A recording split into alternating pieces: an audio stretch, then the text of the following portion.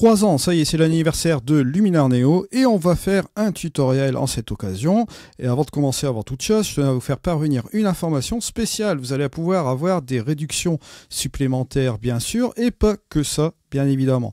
Je vous propose de gagner des licences grâce à la plateforme Viewbug. Vous savez que je suis juge permanent sur la plateforme Viewbug, ce qui va permettre de gagner des licences de Luminar Neo aussi en cette occasion dans un contest, dans un concours photo. Je vais vous mettre un lien affilié dans la description de la vidéo pour vous inscrire sur la plateforme Viewbug. Après cette inscription gratuite, bon, c'est un lien affilié bien sûr, question de transparence entre vous et moi, vous avez la possibilité de retrouver le contest pour gagner une licence de Luminar Neo. Bien sûr, il y a 3 licences il me semble.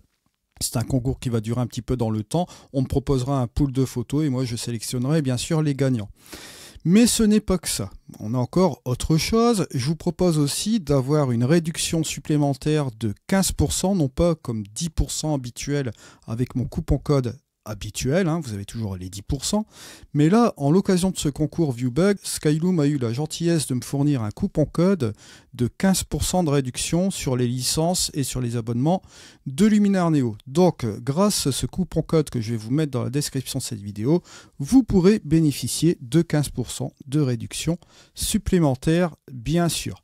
Ceci étant dit, on va commencer ce tutoriel pour les 3 ans de Luminar Neo. On va pas se traiter cette photo, on va un peu la traiter celle-ci, et on va regarder tout cela en ouvrant tout simplement les ombres, comme vous le voyez ici, et en fermant les hautes lumières. Je vais aller dans mon optique, je vais faire les corrections d'optique. Il s'agissait d'une vieille photo de mon boîtier D810, donc là on va pouvoir un peu s'amuser là-dessus. Vous voyez que là, bon, j'ai simplement retrouvé un peu les tonalités qui étaient un peu dans l'ombre, hein. Alors là, bien sûr, comme il s'agit d'un fichier RAW, je vais lui rajouter un petit peu de netteté, voilà, juste comme ceci, et on va rester comme cela. Au niveau de la chaleur, la balance des blancs, c'est à moi de choisir. Là, comme j'ai des nuages, vous voyez, des nuances ici de couleurs dans les nuages, ce que je peux faire, c'est tout simplement rester fidèle à la balance des blancs, ou tout simplement la faire un peu shifter, regarder si je veux refroidir pour avoir l'ambianceur doré, ou réchauffer un petit peu quand même comme cela pour avoir cet entre-deux entre la fin, on va dire, de cette heure dorée, et bien évidemment le début de cette heure bleue. Alors ce que je peux faire avec cette ambiance aussi de cette photo, vous voyez que bon, j'ai retrouvé cette température assez sympa, mais vous voyez que là ici dans les jaunes ici de ces bâtiments, bon c'est un petit peu trop jaune, et je veux retrouver ici cette ambiance, on va dire un petit peu moins chaleureuse par rapport à mon ciel par exemple. Ben, que vais-je faire? Je vais faire appel à ma couleur, je vais aller faire appel à mon masquage ici tout simplement, et ce que je vais faire, ben, je vais faire un truc tout simple. Je vais prendre le masque AI.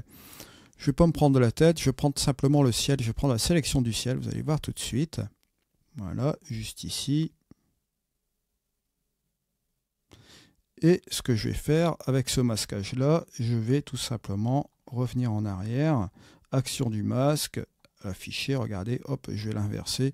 On va dire que c'est plus ou moins parfait comme ça. Si je veux vraiment le peaufiner, je vais dans le pinceau, je vais effacer, je vais réduire un peu comme cela, je vais un peu effacer juste comme ceci. L'idée étant, vous voyez, bon là, on s'en fout un petit peu que ce soit pas sélectionné.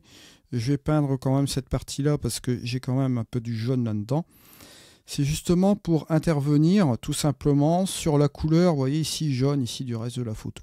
On va aller directement dans le HSL, je vais aller dans la saturation, je vais prendre mes jaunes ici et hop, regardez, hop, on va tout simplement désaturer cet ensemble-là. Et je vois que j'ai un petit peu d'orange aussi, je vais désaturer aussi également. Et vous voyez que ça donne ce résultat-là. Et vous voyez quand un petit clic, hein, hop, avant, après, on a enlevé ce côté un petit peu trop rouge, trop jaune, comme ça. Et on a rectifié ce petit truc-là, c'est sympa. Bon, une fois que j'ai fait ça, bon, vous voyez, on a un équilibre, on va dire, pour travailler. On a une bonne petite base. Là, je vais tout de suite m'amuser avec l'amélioration AI et je vais prendre l'accent AI pour un peu déboucher un peu davantage, vous voyez, juste comme ceci, interagir un petit peu avec comment dirais-je, les contrastes, ajustement de couleurs, etc. Bon, c'est un petit peu le curseur qui va pouvoir faire tout, hein. On a l'embellisseur de ciel aussi qui va nous permettre aussi de rajouter une petite couche supplémentaire et voilà le résultat. Alors une fois qu'on a fini cela, on va tout simplement utiliser un peu la structure AI qui là, bon, qui va être relativement intéressante. Bon, bien sûr, cette structure par intelligence artificielle, hein, bon, cet algorithme plutôt, essentiellement sur les bâtiments ici, et les nuages, bon, ça va être un petit peu relativement moins accentué, bien sûr, mais si notamment vous souhaitez encore faire autre chose, vous pouvez faire encore quelque chose d'autre. On peut utiliser, pourquoi pas, la luminosité cette fois-ci, ou bien même la couleur. On verra bien parmi les deux paramètres celui qui conviendra bien sûr le mieux. On peut sélectionner cette partie-là et on va pouvoir regarder ce qu'on va pouvoir chasser. Voilà, pourquoi pas, vous voyez juste ici. On va chasser, vous voyez, cette première partie qui est là, ou la deuxième. À nous de voir si au niveau du masquage, ouais, si ça peut le faire comme cela, vous voyez. On est plus dans une tendance. Bon, ce qu'on peut faire aussi, regardez, il y a un truc qui peut être sympa, c'est qu'on peut sélectionner, vous voyez, ce masquage-là un peu comme ceci. Voilà. Une fois qu'on a ce masque-là, ben, on va aller dans les ajustements. Enfin, on va repartir dans les masquages. Par contre, voilà. Je reviens sur la luminosité. Dans les actions du masque, je vais afficher, vous voyez, j'ai une sélection comme ceci. Et les bords, vous voyez, qui sont vraiment pas mal. Ça, c'est le petit truc que je vous avais déjà montré une fois. Ben, vous prenez tout simplement le pinceau, vous prenez les actions du masque, voilà. Hop. Et ici, bon, bien évidemment, on peut peindre l'ensemble, comme vous le voyez ici, à l'intérieur, tout simplement, de notre masque. Vous voyez ? Ça prend même pas 2 minutes. Hein. Voilà, juste comme cela. Et vous voyez que là, si je regarde mon ajustement, hop, avant, après, on a ce truc-là, c'est sympa. Alors, est-ce que j'ai vraiment nécessaire de faire encore plein d'ajustements sur ma photo ici? Bon, pas vraiment. Je vais peut-être utiliser un peu de mystique. Ce truc-là, cet outil mystique qui va me permettre un petit peu d'adoucir un petit peu l'image et d'avoir un petit impact aussi sur les contrastes. Vous avez aussi la possibilité de coloriser ici avec la saturation ou bien le contraire. Hein. Vous voyez, il y a deux choses ici. On peut revenir sensiblement avec un petit peu de chaleur, mais en faisant attention parce que bon, on a enlevé un petit peu de couleur jaune et orange ici. Maintenant, le fait de revenir à 5 et à 3 sur l'ensemble de l'image ici, le fait d'avoir aplati au niveau de la couleur, on va dire plus ou moins retirer un peu de couleur sur les parties non désirées, ça me permet un petit peu de revenir sur cette partie-là comme cela. Voilà, on en arrive un petit peu sur ce résultat comme celui-ci. Si on veut aussi néanmoins couper les couleurs, ça peut aussi être une possibilité. On va aller dans l'harmonie des couleurs. Dans la balance des couleurs, je peux aller bleuter un peu dans les ombres et rajouter un peu de cyan comme cela. Et si je vais dans mes hautes lumières, regardez, hop, je vais ici dans les bleus, je repars un peu dans les rouges. Ou bien on va faire plutôt l'opposé, on va prendre un petit peu de jaune comme ça, vous voyez, juste comme ceci. Et là, bien évidemment, vous voyez qu'on a ce résultat-là. Alors si je reprends un peu mes modifications, que je regarde un peu ce que j'ai fait par rapport à la couleur ici, vous voyez que là, on a fait les modifications avec le masque pour que ce ne soit pas trop jaune ici dès le départ et trop orange, hein, vous le voyez là.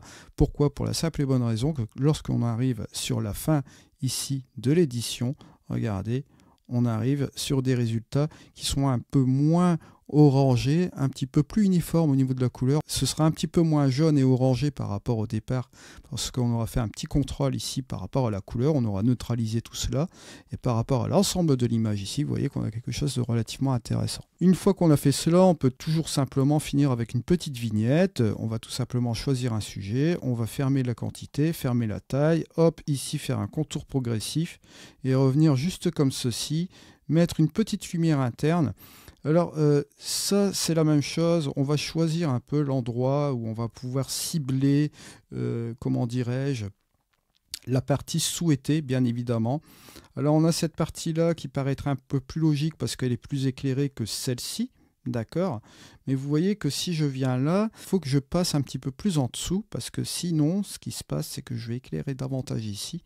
Et là, forcément, avec ce vignettage, ça me permettrait de perdre un petit peu plus de lueur ici. Bon.